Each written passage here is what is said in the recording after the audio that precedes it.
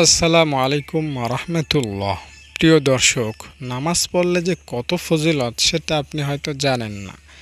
নামাজ স্বাস্থ্য রক্ষা করে, নামাজ রোগ ব্যাধি দূর করে, নামাজ অন্তরকে শক্তিশালী করে, নামাজ চেহারার নূর ও সৌন্দর্য বৃদ্ধি করে, নামাজ মনে আনন্দ আনে, নামাজ অঙ্গ প্রত্যঙ্গে সজীবতা আনে, নামাজ অলসতা দূর করে, নামাজ অন্তর খুলে দেয়, নামাজ রুহের খোরাক, নামাজ দিলকে নুরানি করে, আলোকিত করে, উজ্জ্বল করে, প্রশস্ত করে, নামাজ আল্লাহর দেয়া নিয়ামতকে রক্ষা করে, নামাজ আল্লাহর আযাব থেকে বাঁচিয়ে রাখে, নামাজ শয়তানকে দূর করে, নামাজ আল্লাহ তাআলার নৈকট্য সৃষ্টি করে।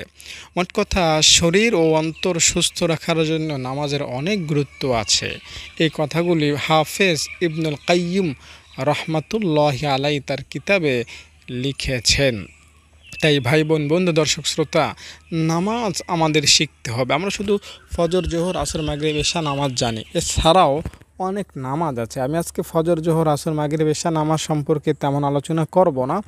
আমি এর বাইরে যে নামাজগুলো আছে, যেগুলোর সাথে আমরা খুব বেশি অ্যাক্টিভেট থাকি না বা এগুলোর সাথে কানেক্টেড থাকি না, যেমন তাহাজ্জুদ নামাজ, ইশরাকের নামাজ, চাশতের নামাজ, দুখুলুল মসজিদ নামাজ, তাহিয়াতুল ওযু নামাজ, সালাতুল হাজাত নামাজ, সালাতুল তাসবিহ নামাজ, ইস্তিগফার নামাজ, এছাড়াও রয়েছে আপনার তাওবার নামাজ, মনোবাসনা পূরণের নামাজ, এছাড়াও বৃষ্টি প্রার্থনার নামাজ আছে। এছাড়াও রাসূলুল্লাহ সাল্লাল্লাহু আলাইহি সাল্লাম আমাদেরকে আরও বহু প্রকারের নামাজ শিক্ষা দিয়েছেন বা নবীজি নিজেও পড়েছেন। তো এই নামাজগুলো আপনি খুঁজে খুঁজে বের করে পড়ার চেষ্টা করবেন, আপনার জীবনের মোড় ঘুরে যাবে। নামাজ সম্পর্কে একটা ঘটনা আপনাকে বলি, তারপরে মূল আলোচনায় যাব। কুফা নগরীতে একজন কুলি ছিল। তার উপর মানুষের খুব আস্থা ছিল। সে বিশ্বস্ত হওয়ার কারণে ব্যবসায়ীরা মাল পত্র, টাকা পয়সা তার মাধ্যমে আনা নেয়া করত। একবার সে যাচ্ছিল, পথিমধ্যে একজন লোকের সাথে তার দেখা হলো। লোকটি তাকে বলল যে, তুমি কি অমুক শহরে যাচ্ছ? কুলিটা বলল, হ্যাঁ, আমি অমুক শহরে যাচ্ছি। তখন ওই লোকটা বলল, আমাকে তোমার সাথে নিয়ে চলো, আমি তোমার ওই শহরেই যাব। কুলি লোকটা একটু ধার্মিক লোক ছিল। কুফা নগরের ওই কুলিটা একটু পরহেজগার ছিল। তাই লোকটাকে একটু বিচার বিশ্লেষণ না করেই সৎ মনে করে তার সঙ্গে করে নিয়ে চললেন তার কাঁধায়। কিছু দূর যাওয়ার পর দ্বিমুখী রাস্তা আসলো, একটা ডানে একটা বামে, এরকম দ্বিমুখী রাস্তা। তো ওই ডাকাত, ওই লোকটা ওই ভদ্র ধার্মিক কুলিটাকে বলল যে, আমরা ডান পথে যাব না, বরং বাম পথে যাব, কারণ বাম পথটা আমি চিনি, এটা খুব শর্টকাট, এটা খুব সহজ রাস্তা। তখন কুলি তার কথায় বিশ্বাসী হয়ে বাম পথে রওনা হলেন। কিছু দূর যাওয়ার পর দেখে রাস্তা শেষ অফ। তখন ওই ডাকাত তার তরবারি বের করে কুলিটার যত আসবাবপত্র আছে তা নিতে শুরু করলো এবং তাকে বলল, তুমি মরার জন্য প্রস্তুত হও। কুলি লোকটা বলল, ভাই, তোমার তো অভ্যাস বা ধর্ম মানুষের মাল নেওয়া, জান তো নেওয়া না, তুমি আমাকে ছেড়ে দাও। তখন ধার্মিক লোকটাকে ডাকাত বলল যে, না, আমি এখানে যাকে নিয়ে আসি তাকে মরতে হয়, না হলে আমার এই আস্তানা ফাঁস হয়ে যাবে। তখন কুলি বলল, ঠিক আছে, আমাকে তাহলে 2 রাকাত নামাজ পড়তে সুযোগ দাও। তখন ডাকাত বলল, ঠিক আছে, তুমি পড়ো। সে জলদি নামাজে দাঁড়ালো। নামাজে দাঁড়িয়ে তার মুখ দ্বারা একটা দোয়া সে পড়তে লাগলো, আম্মা ইউজিবুল মুত্তাররা ইযা দাআহ। কুলি আয়াত পড়ছিল আর কাঁদছিল। এমন সময় চকচকে লোহার টুপি পরিহিত এক ব্যক্তি দ্রুত গতিতে এসে হাজির। সে বর্ষা মেরে ওই ডাকাতকে হত্যা করে ফেলল। যেখানে লোকটির লাশ পড়ে গেল সেখান থেকে আগুনের শিখা উঠতে লাগলো। এদিকে ওই কুলি সিজদায় পড়ে গেল, আল্লাহ তাআলার শুকরিয়া আদায় করতে লাগলো। নামাজ শেষ করে দেখলো আগন্তুক ব্যক্তি চলে যাচ্ছেন। তখন কুলি দৌড়িয়ে গিয়ে জিজ্ঞেস করলো, আল্লাহর ওয়াস্তে বলুন, আপনি কে? কিভাবে আপনি এখানে আসলেন? আগন্তুক বলল, আমি। আপনি যেই আয়াত পড়েছেন নামাজে, এই আয়াতের গোলাম। এখন আপনি বিপদমুক্ত। যেখানে ইচ্ছা যেতে পারেন। এই বলে লোকটি চলে গেল। এইখানে এই ঘটনাটা একটা প্রসিদ্ধ ঘটনা। আপনি হয়তো আগেও কোনো বড় বড় ওলামায়ে কেরামের মুখ থেকে এই ঘটনা শুনেছেন। তো আমরা এই ঘটনার দ্বারা বুঝলাম যে নামাজ পড়লে নিশ্চিত কঠিন বিপদও মুহূর্তের মধ্যে চলে যায়। তাই ভাই বোন, বন্ধু, দর্শক শ্রোতা, আসুন আমরা নামাজে অভ্যস্ত হই। যদি নামাজ পড়েন তাহলে আল্লাহ তাআলা আপনার অনেক পুরস্কারের ব্যবস্থা করবেন। আর যদি নামাজ না পড়েন তাহলে জীবনের বরকত নিয়ে নেওয়া হবে, চেহারা থেকে নূর নিয়ে নেওয়া হবে, কাজের কোনো বদলা দেওয়া হবে না, কোনো দোয়া কবুল হবে না। এছাড়াও লাঞ্ছনা ও অপমানের সহিত মৃত্যু হবে, পিপাসা অবস্থায় মৃত্যু হবে, কবর সংকীর্ণ হবে, কবরে আগুন জ্বালিয়ে দেওয়া হবে, কবরে একটা সাপ নিযুক্ত করে দেওয়া হবে। এছাড়াও তার হিসাব কঠিন হবে, আল্লাহ তার উপর রাগান্বিত থাকবেন, তাকে জাহান্নামে প্রবেশ করানো হবে। এছাড়াও আরও অনেক শাস্তি রয়েছে যদি নামাজ না পড়েন। তাই আসুন আমরা নামাজে অভ্যস্ত হই এবং যে সকল নামাজ আল্লাহ তাআলা একটু বেশি খুশি হন সে সকল নামাজও আমরা পড়ার চেষ্টা করি। দর্শক, আমরা প্রথমে গুরুত্বপূর্ণ এক প্রকারের নামাজ সম্পর্কে আলোচনা করতে চাচ্ছি, সেটা হচ্ছে ইশরাকের নামাজ। ইশরাকের নামাজ হযরত আনাস রাদিয়াল্লাহু তাআলা থেকে বর্ণিত আছে। নবী করিম সাল্লাল্লাহু আলাইহি সাল্লাম বলেন, যে ব্যক্তি ফজরের পর সূর্য ওঠা পর্যন্ত বসে জিকির আজগার করতে থাকে, এরপর 2 রাকাত নামাজ আদায় করে, তার আমলনামায় 1 হজ ও 1 উমরার সওয়াব লিখে দেওয়া হয়। তিরমিজি শরীফ হাদিস নাম্বার 586। আরেক হাদিসে আছে হযরত মুআজ রাদিয়াল্লাহু তাআলা থেকে বর্ণিত, নবী করিম সাল্লাল্লাহু আলাইহি সাল্লাম বলেন, যে ব্যক্তি ইশরাকের নামাজ পড়বে এবং ফজর ও ইশরাকের মাঝে ভালো কথা ছাড়া কিছু বলবে না, তার সগীরা গুনাহসমূহ মাফ করে দেওয়া হবে, যদিও তার গুনাহ সমুদ্রের ফেনার চেয়েও বেশি হয়। আবু দাউদ শরীফ হাদিস নাম্বার 1289। এছাড়া হযরত আবু দারদা থেকে বর্ণিত ইশরাকের নামাজের ব্যাপারে নবী করিম সাল্লাল্লাহু আলাইহি সাল্লাম বলেন, আল্লাহ তাআলা ইরশাদ করেন যে, হে আদম সন্তান, তুমি দিনের প্রথমাংশে আমার জন্য 4 রাকাত নামাজ পড়ো, আমি তোমার জন্য যথেষ্ট হয়ে যাব। এছাড়াও আবু যর রাদিয়াল্লাহু তাআলা থেকে বর্ণিত, নবী করিম সাল্লাল্লাহু আলাইহি সাল্লাম বলেন, আদম সন্তানের প্রত্যেকটি জোড়ার উপর সদকা রয়েছে, যার সাথে তার সাক্ষাৎ হয় তাকে সালাম দেয়া সদকা, নেক কাজের কথা বলা সদকা, মন্দ কাজ থেকে বারণ করা সদকা, রাস্তা থেকে কষ্টদায়ক বস্তু সরিয়ে ফেলা সদকা এবং স্ত্রীকে ভোগ করা সদকা। আর এই সবগুলোর জন্য ইশরাকের নামাজ যথেষ্ট হয়ে যাবে। আবু দাউদ শরীফ হাদিস নাম্বার 1287। অর্থাৎ আপনি ইশরাকের নামাজ পড়বেন, তাহলে দান করা, স্ত্রীর সাথে ভালো ব্যবহার করা, মানুষকে সালাম দেওয়া, এছাড়াও প্রত্যেকটি জোড়ার যেই সদকা আছে সব কিছুর সদকা আদায় হয়ে যাবে। ইশরাকের নামাজের সময় সূর্য উদয়ের আনুমানিক 10-12 মিনিট পর থেকে ইশরাকের নামাজের সময় শুরু হয় এবং সূর্য মধ্য আকাশে আসার পূর্ব পর্যন্ত ইশরাকের সময় বাকি থাকে। যদিও সাধারণ মানুষ জানে যে ইশরাকের সময় হলো সূর্যোদয়ের 23 মিনিট পর, এটা জরুরি নয়। ইশরাকের নামাজ 2 রাকাত অথবা 4 রাকাত পড়া যায়। ইশরাকের নামাজ যে কোনো সূরা কেরাত দিয়ে পড়া যায়। ফজর নামাজের পর জিকির আজকার দোয়া দরুদ কোরআন তেলাওয়াতে মশগুল থেকে সময় হলে ইশরাকের নামাজ আদায় করলে সওয়াব বেশি হয়। তবে নামাজের স্থান থেকে উঠে গেলে বা দুনিয়াবি কথায় লিপ্ত হওয়ার পর ইশরাকের নামাজ পড়লেও সওয়াব হয়। ইশরাকের নামাজের নিয়ত হচ্ছে আমি 2 রাকাত ইশরাকের নামাজ পড়ছি, আল্লাহু আকবার। এখন আমরা আসুন চাশত নামাজ সম্পর্কে জানি। হাদিসে নবী করিম সাল্লাল্লাহু আলাইহি সাল্লাম বলেন, যে ব্যক্তি দ্বিপ্রহরের আগে 4 রাকাত নামাজ পড়বে সে যেন তা কদরের রাতে আদায় করলো। আরেক হাদিসে নবী করিম সাল্লাল্লাহু আলাইহি সাল্লাম বলেন, যে ব্যক্তি চাশতের 12 রাকাত নামাজ পড়বে আল্লাহ তাআলা তার জন্য জান্নাতে স্বর্ণের একটি বালাখানা তৈরি করবেন। সুবহানাল্লাহ। আগের হাদিসটি লক্ষ্য করেছেন, নবী কি বলেছেন? যে ব্যক্তি দ্বিপ্রহরের আগে 4 রাকাত নামাজ পড়বে, অর্থাৎ 4 রাকাত নামাজ পড়বে চাশতের নামাজ, সে যেন শবে কদরের রাতে তা শবে কদরের রাতে আদায় করলো, সে যেন তা কদরের রাতে আদায় করলো। কদরের রাকাতে 4 রাকাত পড়া মানে 84 বছর নামাজ পড়ার মতো সওয়াব। তাহলে আমি একটু আগেই বলতে পারি যে ইনশাআল্লাহ আল্লাহ তাআলা আপনাকে 4 রাকাত চারস্তর নামাজ পড়ার কারণে 84 বছর নামাজ পড়ার ইনশাআল্লাহ আল্লাহ তাআলা আপনাকে সওয়াব দিয়ে দেবেন ইনশাআল্লাহ। হযরত আনাস রাদিয়াল্লাহু তাআলা আনহু বলেন যে নবী করিম সাল্লাল্লাহু আলাইহি ওয়াসাল্লাম বলেন, যে ব্যক্তি চারস্তের নামাজ 2 রাকাত পড়বে তাকে গাফেলদের দলভুক্ত করা হবে না। 4 রাকাত পড়লে তাকে ইবাদতকারীদের দলভুক্ত করা হয়। 6 রাকাত পড়লে ওই দিন তার নফল ইবাদতের জন্য যথেষ্ট হয়ে যায়। 8 রাকাত পড়লে আল্লাহ তাআলা তাকে আনুগত্যকারীদের তালিকাভুক্ত করেন। আর 12 রাকাত পড়লে আল্লাহ তাআলা তার জন্য জান্নাতে একটা বাড়ি নির্মাণ করেন। তাবারানী হাদিস নাম্বার 237।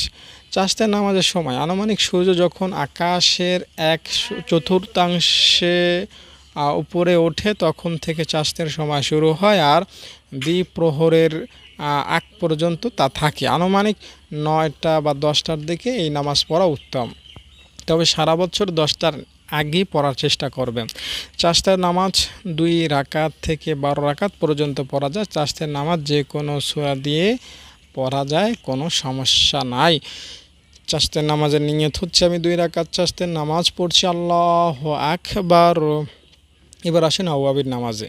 হযরত আবু হুরায়রা রাদিয়াল্লাহু তাআলা আনহু থেকে বর্ণিত, তিনি বলেন, নবী করিম সাল্লাল্লাহু আলাইহি ওয়াসাল্লাম বলেন, যে ব্যক্তি মাগরিবের পর 6 রাকাত নামাজ পড়বে তার মাঝে যে কোনো কথা বলবে না, তাকে 12 বছর ইবাদত করার সওয়াব দেওয়া হবে। সহিহ ইবনে খুজাইমা হাদিস নাম্বার 207।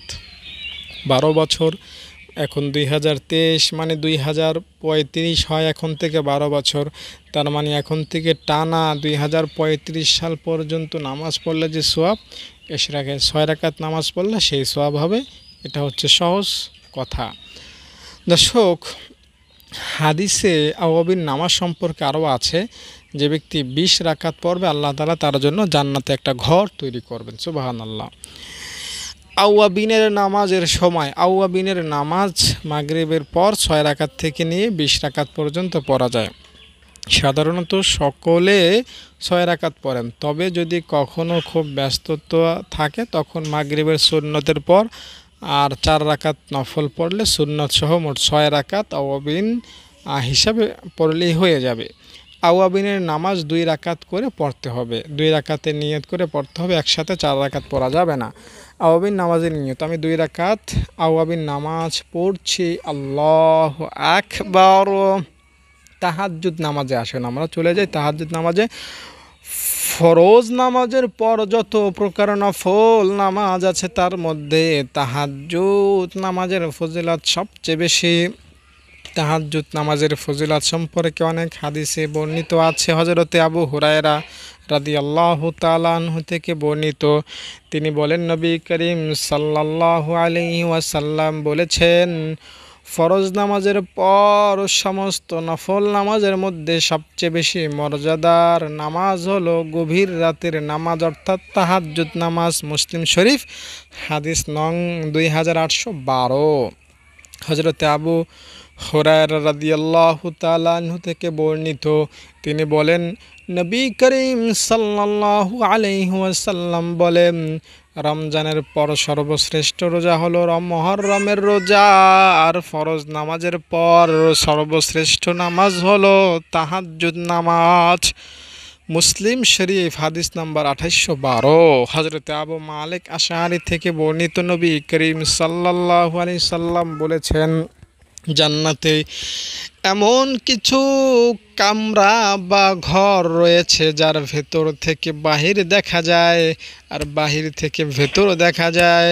আল্লাহ সেগুলো ওই সব মানুষের জন্য তৈরি করেছেন যারা মেহমানদারি করে, বেশি বেশি সালাম দেয় এবং রাতের বেলায় নামাজ পড়ে যখন অন্য মানুষেরা ঘুমিয়ে থাকে। সহিহ ইবনে হিব্বানের মধ্যে হাদিস আছে। হযরতে আবু উমামা বাহিলি রাদিয়াল্লাহু তাআলা আনহু বলেন, নবী করিম সাল্লাল্লাহু আলাইহি ওয়াসাল্লাম বলেছেন, তোমরা তাহাজ্জুদ নামাজ পড়ো, কেননা তাহাজ্জুদ নামাজ হলো তোমাদের পূর্ববর্তী নেককার লোকদের তরিকা পদ্ধতি এবং আল্লাহ তাআলার কাছে তোমাদের নৈকট্য লাভের উপায়, আর তোমাদের গুনাহ মোচনকারী ও পাপ কাজে বাধা দানকারী। মুস্তাদরাকে হাকিম হাদিস নাম্বার 1156। এছাড়াও আবু দাউদ শরীফের মধ্যে আরেকটা হাদিস আছে তাহাজ্জুদ সম্পর্কে, হযরতে আবু হুরায়রা রাদিয়াল্লাহু তাআলা আনহু থেকে বর্ণিত। তিনি বলেন, নবী করিম সাল্লাল্লাহু আলাইহি ওয়াসাল্লাম বলেছেন, যে ব্যক্তি রাতে জাগ্রত হয় এবং নিজের স্ত্রীকে জাগ্রত করে দেয়, অতঃপর উভয়ে একসাথে দুই নামাজ পড়ে, তাদের উভয়কে অধিক জিকিরকারীদের তালিকাভুক্ত করা হয়। তাহাজ্জুদ নামাজ বড় ফজিলতের নামাজ। যারা নিয়মিত পড়েন তারা আল্লাহ তাআলার নিকট বড় প্রিয় হতে পারেন। এমন কোনো অলি আউলিয়া ও পীর বুজুর্গ বিগত হননি যিনি তাহাজ্জুদ নামাজ পড়তেন না, বরং কেউ আল্লাহ তাআলার অলি ও বুজুর্গ হতে পারেননি তাহাজ্জুদ নামাজ ছাড়া। তাই আমরাও যদি তাহাজ্জুদ পড়ি ইনশাআল্লাহ আমরা আল্লাহর অলি হয়ে যেতে পারবো। দর্শক, নবী করিম সাল্লাল্লাহু আলাইহি ওয়াসাল্লাম বলেন, যে ব্যক্তি রাতে ওঠার নিয়ত করে ঘুমায়, এরপরে ঘুম গভীর হওয়ার কারণে যদি উঠতে না পারে, তাহলে তার নিয়ত মোতাবেক সওয়াব দেওয়া হবে আর আল্লাহ তাআলার পক্ষ থেকে তার ঘুম সদকা স্বরূপ গণ্য হবে। অর্থাৎ ওই ব্যক্তি তাহাজ্জুদের সওয়াব পেয়ে যাবেন আর ঘুম হবে আল্লাহ তাআলার তরফ থেকে একটা হাদিয়া হাদিয়া হাদিয়া গিফট। নাসাই শরীফে, ইবনে মাজাহ শরীফে হাদিস আছে। তাহাজ্জুদের সময় দোয়া কবুল হয়, বান্দার প্রার্থনা আল্লাহ তাআলা শোনেন। তাহাজ্জুদ নামাজের বিশেষ একটি ফায়দা হলো তাহাজ্জুদ নামাজের সময় দোয়া কবুল হয়, যেমন হাদিসে বর্ণিত আছে। হযরত আবু হুরায়রা রাদিয়াল্লাহু তাআলা আনহু বলেন, নবীজি বলেছেন, আল্লাহ তাআলা রাতে প্রথম আসমানে আসেন যখন রাতের 3/1 বাকি থাকে। অন্য এক হাদিসে আছে, যখন রাতের 3/1 অতিবাহিত হয় তখন এসে বলতে থাকেন, হে কে আছো এমন আমার কাছে দোয়া করবে, আমি তার দোয়া কবুল করব। কে আছো এমন আমার কাছে চাইবে, আমি তাকে দিব। কে আছো আমার কাছে ক্ষমা চাইবে, আমি তাকে ক্ষমা করব। এক হাদিসে আছে, ফজর পর্যন্ত এইভাবে আল্লাহ তাআলা বলতে থাকেন। মানুষ বলতেই তার কিছু না কিছু স্বপ্ন আশা থাকে, যা পুরা করার জন্য সে চেষ্টা করতে থাকে। আর নবীগণ ব্যতীত কোনো মানুষই গুনাহ থেকে মুক্ত নয়। তাই দোয়া কবুল করানো, গুনাহ মাফ করানোর সবচেয়ে উত্তম সুযোগ হলো তাহাজ্জুদের সময়। দর্শক, তাহাজ্জুদের সময় হচ্ছে এশার নামাজের পর থেকে সুবে সাদেক অর্থাৎ ফজরের ওয়াক্ত হওয়ার আগ পর্যন্ত যে নফল নামাজ পড়া হয় তাকে তাহাজ্জুদ নামাজ বলা হয়। এশার পর থেকে সুবে সাদেকের আগ পর্যন্ত হলো তাহাজ্জুদের সময়, তবে শেষ রাতে পড়া উত্তম। তাহাজ্জুদ নামাজ 2 রাকাত থেকে 12 রাকাত পর্যন্ত পড়া যায়, তবে যত বেশি পড়া যায় ভালো। নবীজি সাল্লাল্লাহু আলাইহি সাল্লাম সাধারণত 8 রাকাত পড়তেন, তাই 8 রাকাত পড়াই উত্তম। তবে 8 রাকাত না পারলে 2 রাকাত পড়লেও তাহাজ্জুদের একটা সওয়াব পেয়ে যাবেন। তাহাজ্জুদ নামাজের কোনো কাজা নেই, তাই যদি আপনি তাহাজ্জুদ রাতে পড়তে না পারেন দিনে পড়বেন না। তাহাজ্জুদ নামাজ যে কোনো সূরা দ্বারা পড়া যায়, তবে লম্বা সূরা কেরাত দ্বারা পড়া উত্তম। তাহাজ্জুদের নিয়ত, আমি 2 রাকাত তাহাজ্জুদ নামাজ পড়ছি, আল্লাহু আকবার। এবার আসুন আমরা তাহিয়াতুল উযু নামাজে যাই। তাহিয়াতুল উযু নামাজ সম্পর্কে শুনুন। হযরত আবু হুরায়রা থেকে বর্ণিত, নবী করিম সাল্লাল্লাহু আলাইহি ওয়াসাল্লাম হযরত বেলালকে বলেছিলেন, হে বেলাল, বলো দেখি মুসলমান হয়ে তুমি এমন কোন আমল করেছো যারা সওয়াবের আশা তুমি করতে পারো, কেননা আমি জান্নাতে আমার সামনে তোমার স্যান্ডেলের আওয়াজ, জুতার আওয়াজ শুনতে পেয়েছি। হযরত বেলাল বললেন, আমার তেমন কোনো আমল নেই, তবে রাত দিন যখনই আমি উযু করি তখনই আমি নামাজ পড়ে নেই, যা আল্লাহ আমাকে তৌফিক দেন। অর্থাৎ সর্বদাই উযুর পর তাহিয়াতুল উযু নামাজ পড়ে থাকি। বুখারী শরীফ হাদিস নাম্বার 1149। অন্য এক হাদিসে আছে, তাহিয়াতুল উযু দ্বারা অতীতের গুনাহ মাফ হয়ে যায়। তাই 2 রাকাত তাহিয়াতুল উযু নামাজ পড়ার অভ্যাস করতে পারলে এই ফজিলত লাভ করা যাবে। তাহিয়াতুল উযু নামাজের সময় উযু করার পর উযুর পানি শুকানোর আগে বা একটু দেরি হলেও এই নামাজ পড়া যায়। উজু করার 10 মিনিটের মধ্যেই নামাজ পড়া শুরু করবেন, বেশি দেরি করবেন না। সালাতুত তাসবিহ নামাজ। রাসূলুল্লাহ সাল্লাল্লাহু আলাইহি ওয়াসাল্লাম একবার আপন চাচা হযরতে আব্বাস রাদিয়াল্লাহু তাআলা আনহুকে বললেন, হে আব্বাস, হে আমার চাচা, আমি কি আপনাকে একটি দান করব, একটি বকশিশ দেব, একটি জিনিস বলে দিব, আপনাকে 10টি জিনিসের মালিক বানাবো। তাহলে শুনুন, যখন এই আমলটি করবেন তখন আল্লাহ তাআলা আপনার অতীত ও ভবিষ্যতের গুনাহ, নতুন পুরাতন গুনাহ, ইচ্ছাকৃত অনিচ্ছাকৃত করা গুনাহ, ছোট বড় গুনাহ, প্রকাশ্য অপ্রকাশ্য গুনাহ সব আল্লাহ তাআলা মাফ করে দিবেন। সেই আমলটি হলো 4 রাকাত নফল নামাজ পড়বেন, সালাতুত তাসবিহ নামাজ পড়বেন। মিশকাত শরীফ, আবু দাউদ শরীফ সহ তিরমিজি শরীফের মধ্যেও এই নামাজের কথা আলোচিত হয়েছে। সালাতুত তাসবিহ বড়ই গুরুত্বপূর্ণ নামাজ। রাসূলুল্লাহ সাল্লাল্লাহু আলাইহি ওয়াসাল্লাম কি পরিমাণ ভালোবাসা, মহব্বত ও গুরুত্বের সাথে নামাজ শিক্ষা দিয়েছেন। উম্মতে হক্কানি ওলামা, বুজুর্গানে কেরাম ও সুফিয়ায়ে কেরাম যুগ যুগ ধরে গুরুত্ব সহকারে এর উপর আমল করে আসছেন। হাদিসের ইমাম হজরতে হাকিম রহমতুল্লাহ লিখেছেন, এই হাদিস সহিহ হওয়ার ব্যাপারে এটা একটা বড় প্রমাণ যে তাবেঈগণের যুগ হতে আমাদের পর্যন্ত অনুসরণীয় বড় বড় হক্কানি আলেমগণ এ নামাজ পড়ে আসছেন। সালাতুত তাসবিহ নামাজ পড়ার নিয়ম। এই নামাজে একটি দোয়া 300 বার পড়তে হয়। দোয়াটা হচ্ছে সুবহানাল্লাহ, আলহামদুলিল্লাহ, আল্লাহু আকবার, লা ইলাহা ইল্লাল্লাহ। এই দোয়াটা পড়তে হয়। এই দোয়াটা মিলিয়ে এভাবে পড়ার নিয়ম, সুবহানাল্লাহি ওয়ালহামদুলিল্লাহি ওয়ালা ইলাহা ইল্লাল্লাহু ওয়াল্লাহু আকবার। এই নামাজ পড়ার নিয়ম হলো অন্যান্য নফল নামাজ যেভাবে পড়তে হয় এই নামাজও সেভাবে পড়তে হয়, তবে পার্থক্য হলো শুধু এই নামাজে এই দোয়াটা 300 বার পড়তে হয়।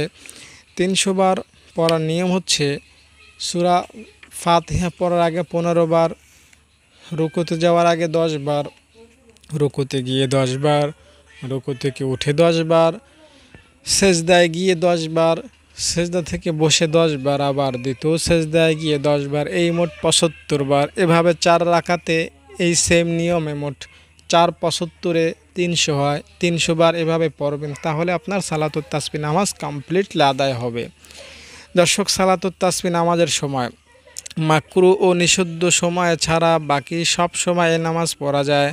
নামাজের মাকরু সময় হচ্ছে আসরের নামাজের পর থেকে মাগরিব পর্যন্ত, আর ফজরের ওয়াক্ত হওয়ার পর থেকে নিয়ে সূর্য ওঠার আগ পর্যন্ত। এই 2 সময়ে কোনো নফল বা সুন্নত নামাজ পড়া যায় না। নামাজের নিষিদ্ধ সময় সূর্য ওঠার সময়, অর্থাৎ সূর্য ওঠার সময় থেকে নিয়ে কমপক্ষে 10 মিনিট সূর্য যখন একেবারে মধ্য আকাশে থাকে সূর্য ডুবার সময়, এ 3 সময়ে যে কোনো ধরনের নামাজ পড়া হারাম।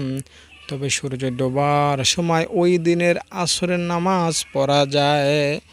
সালাতুল হাজাত বা প্রয়োজনের নামাজ। আল্লাহ তাআলার নিকট কিংবা বান্দার নিকট বিশেষ কোনো প্রয়োজন দেখা দিলে অথবা শারীরিক মানসিক কোনো পেরেশানি দেখা দিলে উত্তমভাবে ওযু করে 2 রাকাত নফল নামাজ পড়তে হবে। তারপর আল্লাহ তাআলার প্রশংসা ও নবীর প্রতি দুরূদ শরীফ পাঠ করতে হবে। হাদিসে আছে, হযরতে আব্দুল্লাহ ইবনে আবি আওফা